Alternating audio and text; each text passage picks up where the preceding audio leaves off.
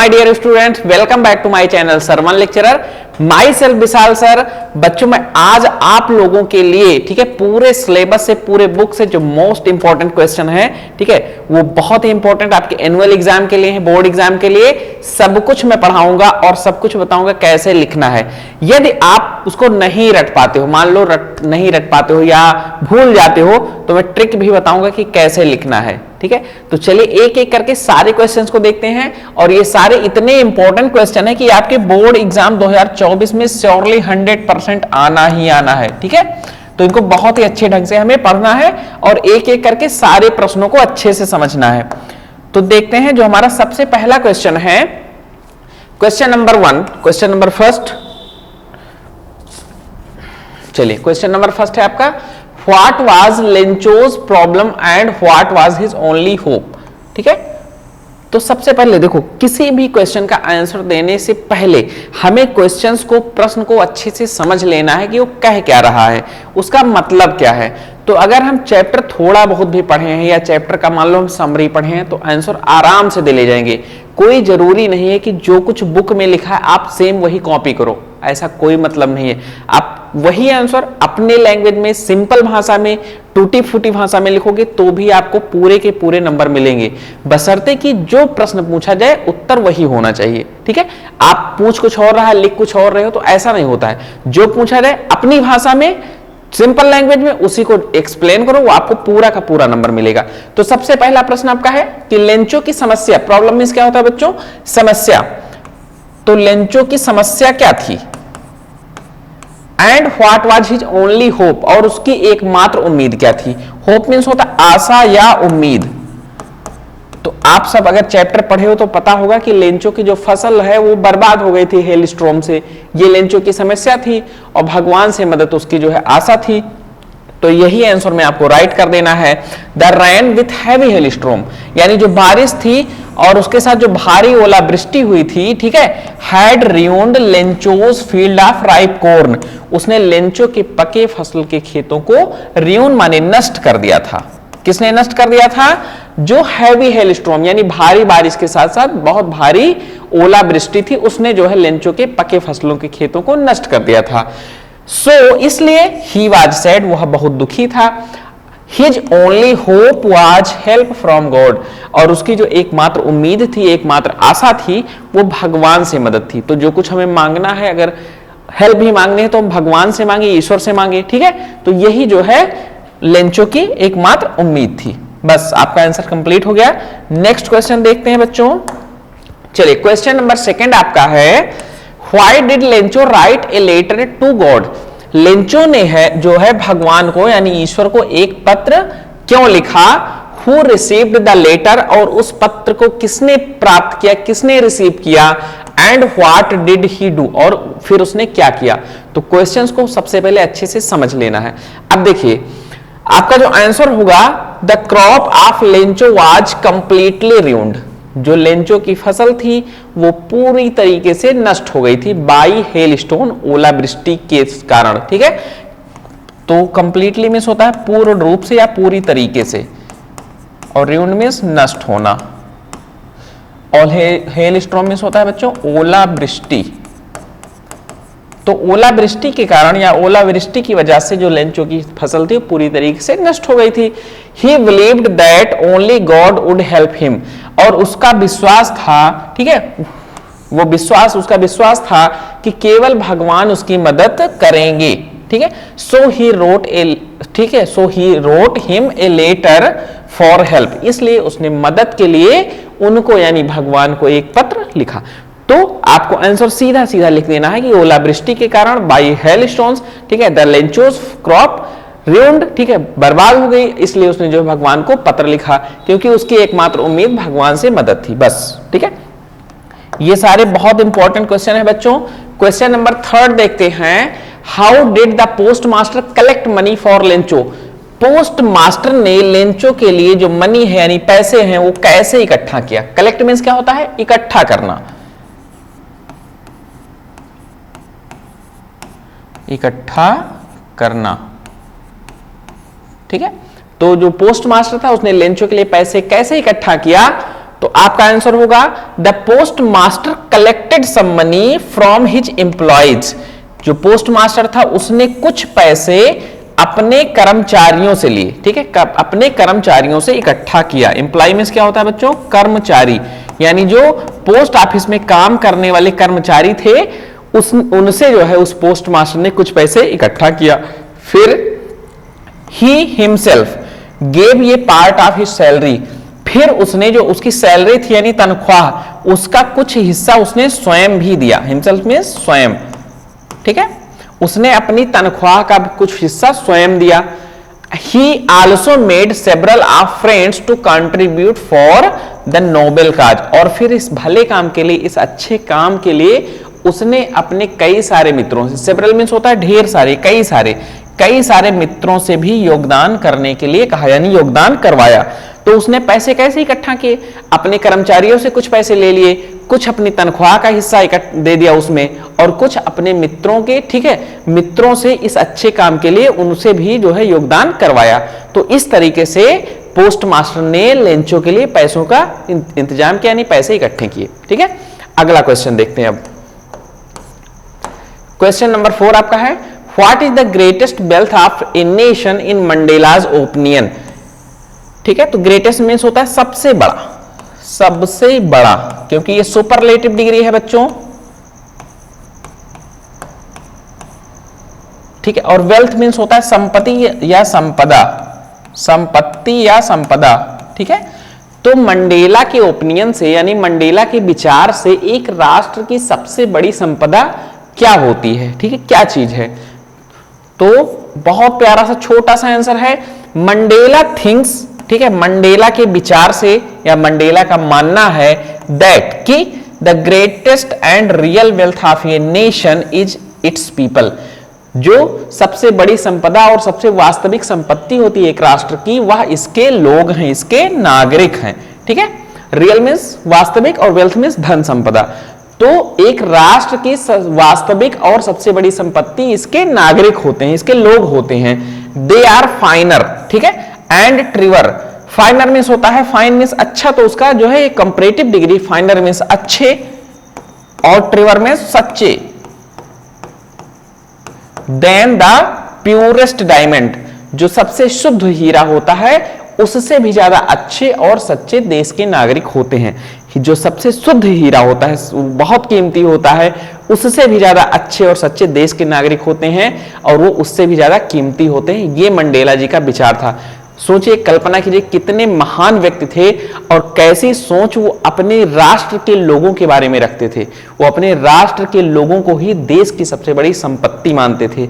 और एक आज के नेता हैं, ठीक है, चाहे जनता जो है मर जाए उनसे कोई मतलब नहीं होता, वो अपने काम में अपने में बिजी रहेंगे, अपनी सुख सुविधाओं का ख्याल रखते हैं। ठीक है, लेकिन ऐसे ग्रेटेस्ट लोग भी इस धरती पर आए हैं, मंडेला जैसे, लाल बहादुर शास्त्री जैसे, गांधी जी जैसे, नेहरू जी जैसे। ठीक है, तो इन सब के जो विचार हैं वो हमें एक सीख भी देते हैं। अगला प्रश्न देखते हैं बच्चों। चलिए, क्वेश्चन नंबर 5 है आपका, how long was Mandela not troubled by the laws of man or God. यानी कब तक, ठीक है, हाउ लॉन्ग, कब तक जो है मंडेला को मनुष्य के द्वारा या फिर भगवान के द्वारा, ईश्वर के द्वारा बनाए गए नियम से कठिनाई नहीं हुई। ट्रबल्ड मीन्स होता है बच्चों कठिनाई या परेशानी। तो मंडेला को कब तक किसी मनुष्य के द्वारा या फिर ईश्वर के द्वारा बनाए गए नियम कानून से परेशानी नहीं हुई। तो देखिए आंसर आपका है इन द चैप्टर, ठीक है, इस पाठ में लॉन्ग वॉक टू फ्रीडम, जो आजादी के लिए लंबी यात्रा है, चैप्टर का नाम है। इसमें जो है नेल्सन मंडेला कहते हैं, I was born free in every way. ठीक है, मैं हर तरीके से आजाद पैदा हुआ था। यानी जब एक बच्चा जन्म लेता है तो उसके ऊपर कोई बाउंडेशन नहीं होती है कि आपको जो है ये करना है, आपको पैसे कमाने हैं, कोई जिम्मेदारी नहीं होती, वो हर तरीके से फ्री होता है। तो मंडेला जी कह रहे हैं कि जब मैं पैदा हुआ था, यानी जब मेरा जन्म हुआ था, तो मैं हर तरीके से आजाद पैदा होता, फ्री था। ठीक है, दैट आई कुड नो, जहां तक मैं जानता हूं, as long as I obeyed my father and abided by the customs of my tribe, और जब तक मैंने अपने पिताजी की आज्ञा का पालन किया, यानी पिताजी के बातों को माना, तथा जो मेरे ट्राइब है, ठीक है, जो ट्राइब जनजातियां हैं, और जब तक मैंने अपनी जनजाति के, ठीक है, नियमों, कस्टम यानी रिवाजों का पालन किया, ठीक है, I was not troubled by the laws of man or God, तब तक ना तो मैं किसी मनुष्य के द्वारा और ना ही किसी ईश्वर के द्वारा बनाए गए कानून से मुझे कोई प्रॉब्लम हुई। यानी जब तक मंडेला जी ने पिताजी की बातों को माना और अपने जो उनकी ट्राइब थी उसके कस्टम रिवाजों को माना, तब तक उनको कोई समस्या नहीं हुई। ठीक है, ये उनका कहना है। चलिए अब क्वेश्चन नंबर 6 देखते हैं बच्चों। क्वेश्चन नंबर 6 आपका क्या है? What was the young seagull experience during his first flight, यानी जो छोटा सा सीगल था उसने अपनी पहली उड़ान के दौरान क्या अनुभव किया। एक्सपीरियंस मींस होता है अनुभव, ठीक है। तो उसने जो है अपनी पहली उड़ान के दौरान क्या अनुभव किया, उसे क्या प्रतीत हुआ, तो देखते हैं। फॉलिंग फ्रॉम द लेज, यानी उस चट्टान से गिरने के बाद, उस चट्टान से गिरकर द सीगल वाज टेरिफाइड। जैसे मान लो एक ऊंची सी चट्टान है, ठीक है, और जब वो उड़ने के लिए आगे बढ़ा या भोजन के लिए झपट्टा मारा तो उस चट्टान से नीचे गिर गया। तो उस चट्टान से नीचे गिरकर जो यंग सीगल था वो बहुत डर गया। टेरिफाइड मींस क्या होता है? डरना, ठीक है। तो यंग सीगल बहुत ज्यादा डर गया। बट सून, लेकिन जल्दी, सून मींस क्या होता है बच्चों? जल्दी। ही स्टार्टेड सोरिंग, उसने जो है ऊपर नीचे उड़ना शुरू कर दिया। सोर, SOAR, सोर मींस होता है ऊपर नीचे उड़ना, ठीक है। लेकिन उसने जो है बहुत जल्दी ऊपर नीचे उड़ना शुरू कर दिया। एंड देन, और फिर फ्लाइंग, फिर वो उड़ने लगा, ठीक है। He forgot that he did not always know how to fly, और जब वो उड़ने लगा यानी वो अपना प्रॉपर उड़ने लगा अच्छी तरीके से, तो वो ये चीज भूल गया। फॉरगेट मींस भूलना, ठीक है, उसका सेकंड फॉर्म में फॉरगॉट। तो ये भूल गया कि वह जो है हमेशा से ऐसा नहीं था, यानी वो हमेशा से ऐसा नहीं था कि कैसे उड़ान भरी जाती, कैसे उड़ा जाता है, उसको ये चीज नहीं पता थी, ठीक है। His fear soon turned into confidence and then into amusement, उसका जो डर था वो बहुत जल्दी उसके आत्मविश्वास यानी कॉन्फिडेंस में बदल गया, ठीक है। अब डर किस में बदल गया? कॉन्फिडेंस में। और फिर जो उसका कॉन्फिडेंस है वो उसके अम्यूजमेंट यानी मौज मस्ती में बदल गया। तो कॉन्फिडेंस मींस होता है बच्चों विश्वास, और अम्यूजमेंट मींस होता है मौज मस्ती, ठीक है, खुशहाली, प्रसन्नता, ठीक है। तो उसका डर किस में चेंज हो गया? कॉन्फिडेंस में, और फिर कॉन्फिडेंस अम्यूजमेंट में। एज ही वाज लैंडिंग, और जब वह उतर रहा था यानी लैंड कर रहा था, ही, ठीक है, ही वाज अफेयर्ड, तो फिर उसको थोड़ा सा डर लगा। बट सून, लेकिन जल्दी, बिकेम एट ईज, ठीक है, बहुत जल्दी वो भी आसान हो गया। It was a memorable first flight, और इस तरीके से जो उसकी पहली उड़ान थी वो यादगार हो गई, ठीक है। मेमोरेबल मींस यादगार, तो उसकी पहली उड़ान यादगार बन गई। चलिए अगला प्रश्न देखते हैं बच्चों, question number 7।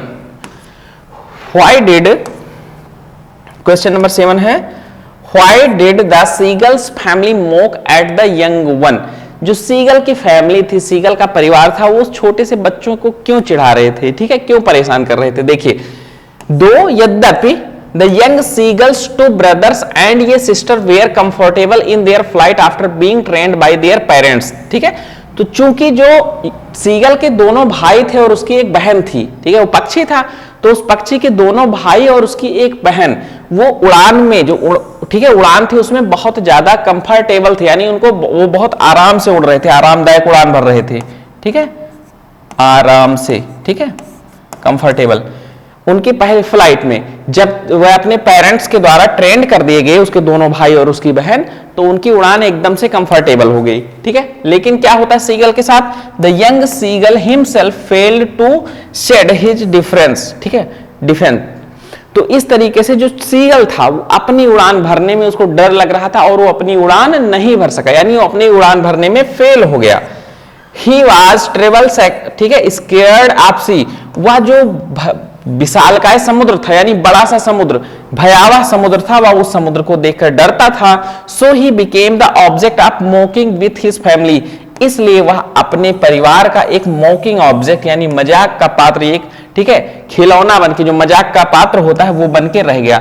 For his failure, अपनी, ठीक है, फेलियर के लिए, आप फ्लाई विथ देम, उनके साथ उड़ने के लिए। तो क्या होता है कि जो सीगल था उसके दोनों भाई और उसकी बहन तो जब पेरेंट्स के द्वारा ट्रेन किए गए तो उड़ गए, लेकिन सीगल समुद्र को, भयावह समुद्र को देख के बहुत डरता था और वो अपनी उड़ान भरने में असफल रहा, जिससे वो अपने पूरे परिवार के लिए एक मजाक का पात्र, ठीक है, एक मॉकिंग ऑब्जेक्ट बन के रह गया, ठीक है। ये बहुत प्यारा सा आंसर है। और ये भी बहुत इंपॉर्टेंट है। नेक्स्ट क्वेश्चन को देखते हैं बच्चों, question number 8, what did the pilot encounter on his way to England. England के लिए पायलट यानी जो विमान चालक था उसने रास्ते में किस चीज का सामना किया। इनकाउंटर मींस होता है बच्चों सामना करना, सामना करना। तो विमान चालक ने इंग्लैंड के लिए रास्ते में किस चीज का सामना किया। Where was he at that time, और उस समय वो कहां था। तो देखिए, the pilot encountered huge black clouds, उस विमान चालक ने, पायलट ने बहुत बड़े बादलों को, ठीक है, बहुत बड़े बादलों का, एंड स्ट्रॉमी वेदर, और तूफानी मौसम का सामना किया। When he was about 150 kilometre away from Paris, जब वह पेरिस से लगभग 150 किलोमीटर दूर था। यानी पेरिस से जब उसने इंग्लैंड के लिए उड़ान भरी और जब 150 किलोमीटर क्रॉस कर गया, तब उसने जो है बहुत बड़े ब्लैक माउंटेन्स का और स्ट्रॉमी वेदर, जो तूफानी मौसम होता है, उसका सामना किया। They looked like black mountains, और जो बादल थे वो एक काले पहाड़ की तरह दिखाई पड़ते थे, प्रतीत होते थे।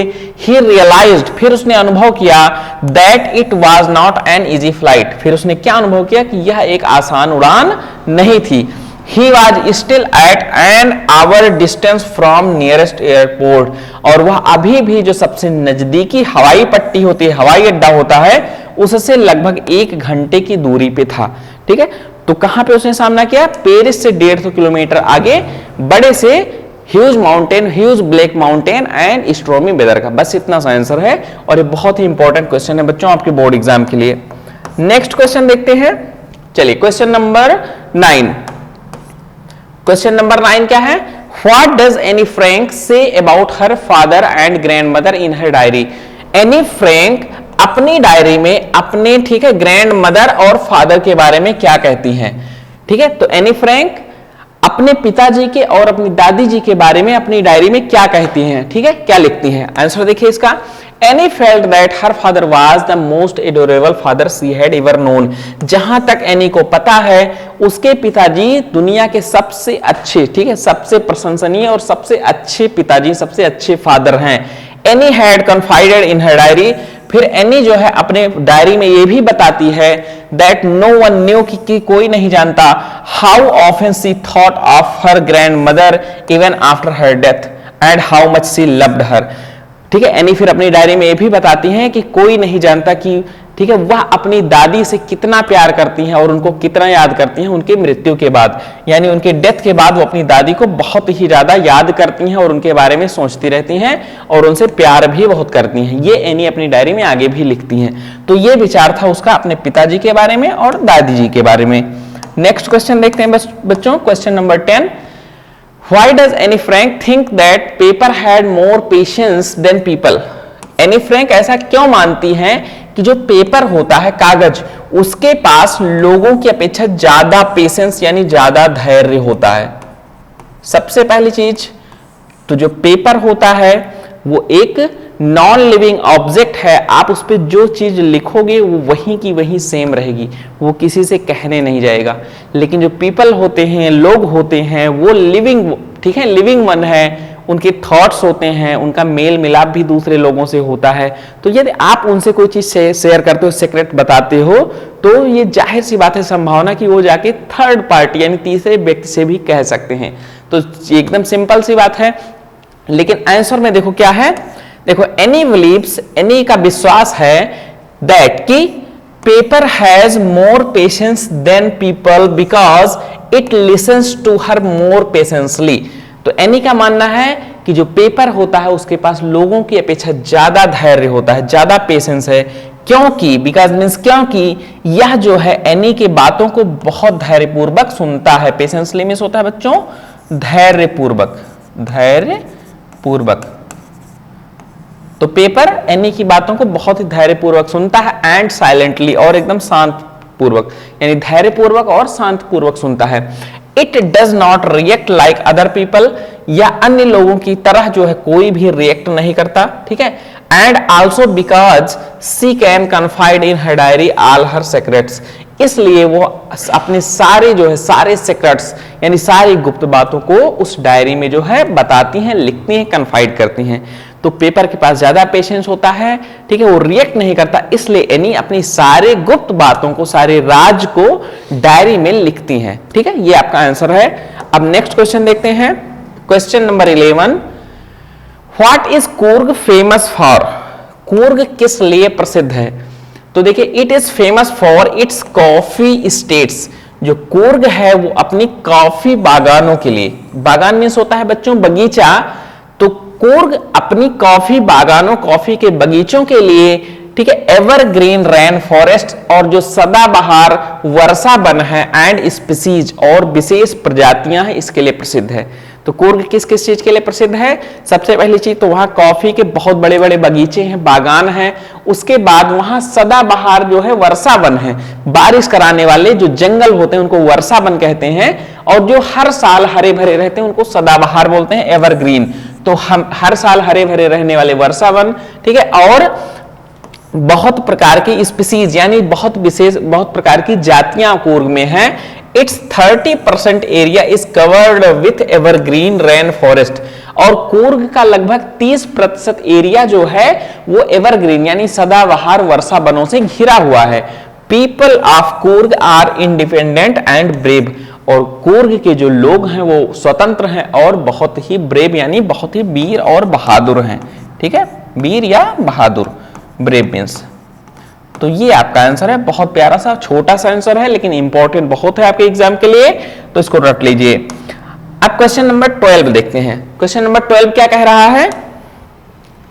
What do the word pader and kavai stand for in the lesson? यानी इस पाठ में, ठीक है, पाठ क्या है? ए बेकर फ्रॉम गोवा। जो बेकर फ्रॉम गोवा लेसन है उसमें पैडर और कवाई ये दोनों वर्ड किसके लिए आए हैं, ठीक, किस चीज को रिफर करते हैं, किसके लिए जो है? तो देखिए, the bakers were referred as पैडर in the city of Goa. जो गोवा सिटी है वहां पे वेकर्स को, यानी जो बिस्किट और डोसा ब्रेड बनाने वाले लोग होते हैं वेकर, उनको पैडर कहा जाता है, ठीक है। और दीज बेकर्स वोर ये पेक्युलर ड्रेस नोन एज कबाई, और ये जो बेकर्स होते हैं यानी पैडर लोग, ये एक विशेष प्रकार का ड्रेस पहनते हैं, पहनावा पहनते हैं जिसको कबाई कहा जाता है। कैसा पहनावा? इट वॉज ये सिंगल पीस लॉन्ग फ्रॉक, ये सिंगल पीस की लॉन्ग फ्रॉक होती है, reaching down to the knees, जो घुटनों तक पहुंचती है। यानी देखो, बेकर्स लोग जो होते हैं वो एक फ्रॉक टाइप का पहनते हैं ताकि जब भी वो कोई आइटम्स, फूड आइटम बनाए तो उनके कपड़ों पे, जो अंदर कपड़े पहनते हैं उस पे वो फूड आइटम, ठीक है, सॉस हो गया, चटनी हो गया, सब ना लगने पाए, तो इसलिए फ्रॉक टाइप का पहनते हैं, उसी को कबाई कहा गया है। नेक्स्ट क्वेश्चन देखते हैं बच्चों। चलिए, क्वेश्चन नंबर 13 आपका है, which area is inhabited by proud, ठीक है, martial race and wild creature? कौन सा एरिया जो है, जो बहादुर मार्शल व्यक्ति हैं और जो जंगली जीव हैं उनका, ठीक है, उनके लिए आवास है? यानी कौन सा एरिया जो मार्शल व्यक्ति हैं और जंगली क्रिएचर हैं उनका आवास है? तो देखिए आंसर आपका, Coorg is the inhabited by a proud race of martial man, beautiful women and wild creatures. यानी जंगली जीवों का, सुंदर स्त्रियों का, और जो मार्शल पुरुष हैं, ठीक है, जो मार्शल पुरुष हैं उनका जो आवासीय एरिया है वो कूर्ग है, ठीक है, क्या है? कूर्ग है। Coorg homes have a tradition of hospitality, और जो कूर्ग के घर होते हैं वहां लोगों की सेवा सत्कार करने का जो है ट्रेडिशन है, यानी परंपरा है। तो ट्रेडिशन मीन्स क्या होता है बच्चों? परंपरा, और हॉस्पिटैलिटी मीन्स होता है सेवा सत्कार, सेवा सत्कार। तो कूर्ग के जितने घर हैं उनके घरों में लोगों की सेवा सत्कार करने की जो है एक परंपरा है। ठीक है, there are many tales of valour related to the people of Coorg, और कूर्ग के लोगों के, ठीक है, कूर्ग के लोगों के बारे में बहुत सी उनके बहादुर की कहानियां भी प्रचलित हैं। यानी बहादुरी की जो कहानियां होती हैं, वीरता की कहानियां, वो भी कूर्ग के लोगों के विषय में बहुत ही ज्यादा प्रचलित हैं। तो ये आपका आंसर है क्वेश्चन नंबर 13 का। क्वेश्चन नंबर 14 देखते हैं बच्चों। How did the opening of the sack change Maxwell's life? यानी बोरी, जो बोरी थी, सैक में होता है बोरा या बोरी, उस बोरी को खोलकर मैक्सवेल का जीवन कैसे बदल गया? तो देखते हैं answer. The sack contained a tamed otter, उस सैक में, उस बोरे में एक पालतू ऊद बिलाव था। ओटर मीन्स क्या होता है बच्चों? ऊद बिलाव। तो उस बोरे में जो क्या था? ऊद बिलाव था। It change Maxwell life completely. उसने जो है, उस ऊद बिलाव ने मैक्सवेल के जीवन को पूरी तरीके से बदल दिया। एज क्योंकि he was inhaled by the otter, क्योंकि वह जो है मैक्सवेल जो था वह उस ऊद बिलाव से बहुत ही ज्यादा प्रभावित हुआ, बहुत ही ज्यादा मंत्रमुग्ध हो गया। इनहेल्ड मीन्स होता है बच्चों मंत्रमुग्ध, यानी किसी चीज को देखकर उस, ठीक है, अपना आपा खो देना, एकदम हमेशा उसी के बारे में सोचना। He fell in love with water, फिर वह जो है उस ऊद बिलाव के प्रेम में एकदम से पड़ गया। His life started revolving around that water, और मैक्स इस तरीके से मैक्सवेल का जो जीवन है वो उस ऊद बिलाव के इर्द गिर्द घूमने लगा। रिवॉल्विंग मीन्स होता है बच्चों घूमना, और अराउंड मीन्स इर्द गिर्द या चारों ओर। तो जो टिपिकल मीनिंग है बच्चों वो भी मैं बताता चल रहा हूं, इसलिए ताकि आप लोगों को लर्न करने में और समझने में, ठीक है, या फिर आप रट नहीं पाते हो तो भी एग्जाम में लिखने में कोई समस्या ना हो, इसलिए मैं सारी टिपिकल मीनिंग भी बताता चल रहा हूं। अब नेक्स्ट क्वेश्चन देखते हैं बच्चों। क्वेश्चन नंबर 15 जो है आपका 15, what was Valli's favourite pastime. जो वल्ली थी उसका फेवरेट पास टाइम क्या था, यानी जो उसका पसंदीदा समय गुजारने का, ठीक है, एक समय गुजारने का जरिया क्या था, वो कहां पे अपना पसंदीदा समय गुजारती थी। तो बहुत ही प्यारा सा आंसर है, Valli's favourite pastime was to stand in front of doorway of her house. तो बल्ली का जो फेवरेट पास टाइम था वो अपने घर के, यानी जो उसका घर था उस घर के दरवाजे पर खड़े होकर, ठीक है, and watch what was happening in the street outside, और अपने घर के दरवाजे पर खड़े होकर जो बाहर गली में, ठीक है, जो कुछ भी चल रहा था उस घटना को देखना उसका फेवरेट पास टाइम था। यानी जो बल्ली थी, एक लड़की 7-8 साल की लड़की थी, वो अपने घर के दरवाजे पे, डोरवे पे खड़ी हो जाती, गली में जो भी घटनाएं घटित हो रही थी उसको देखना उसका फेवरेट पास टाइम था। तो ये सारे के सारे बच्चों, तो इस तरीके से जो मोस्ट इंपॉर्टेंट आपके क्वेश्चन थे 15 क्वेश्चन, ये आपके बोर्ड एग्जाम के लिए बहुत ही ज्यादा नेसेसरी है, बहुत ज्यादा इंपॉर्टेंट है, इसलिए इनको अभी मैंने सब कुछ पढ़ा दिया है। अच्छे से तैयार कर लीजिए, लर्न कर लीजिए, और हाँ, वीडियो को लाइक कर दीजिए, चैनल को सब्सक्राइब कर दो, और सर1 लेक्चरर ऐप को जरूर डाउनलोड कर लो, क्योंकि वहां आपको सारा क्वेश्चन आंसर और पीडीएफ जो है आसानी से मिल जाएगा।